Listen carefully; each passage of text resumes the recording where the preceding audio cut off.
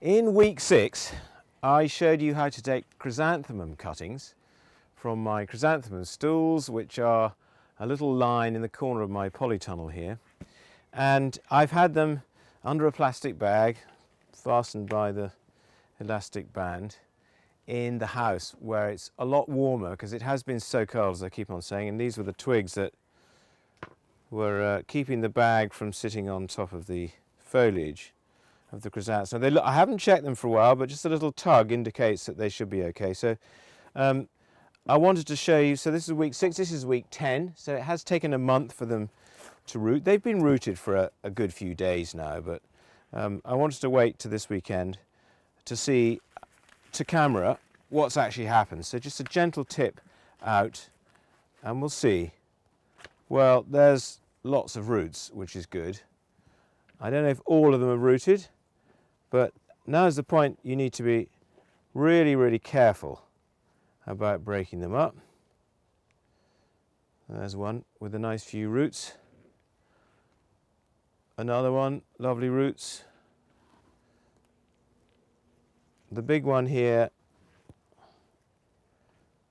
I'm not going to break it up anymore because I want to keep that together, which is good.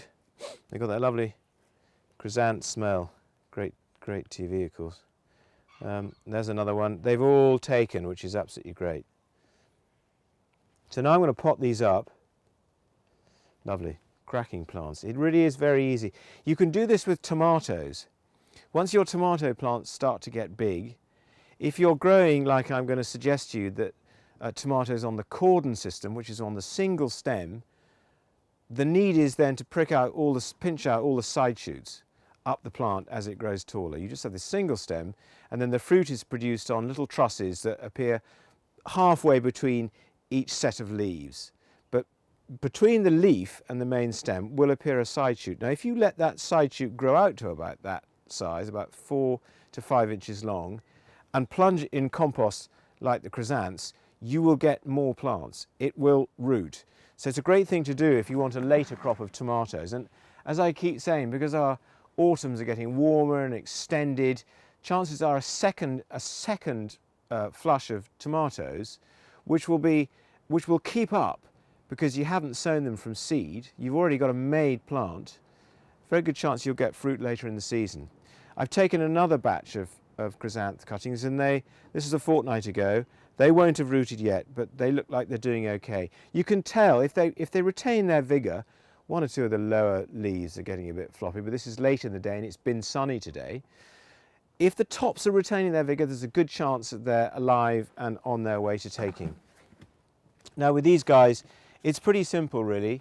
I'm just going to get one of my 9cm pots, and depending on the size of the root ball, here's one.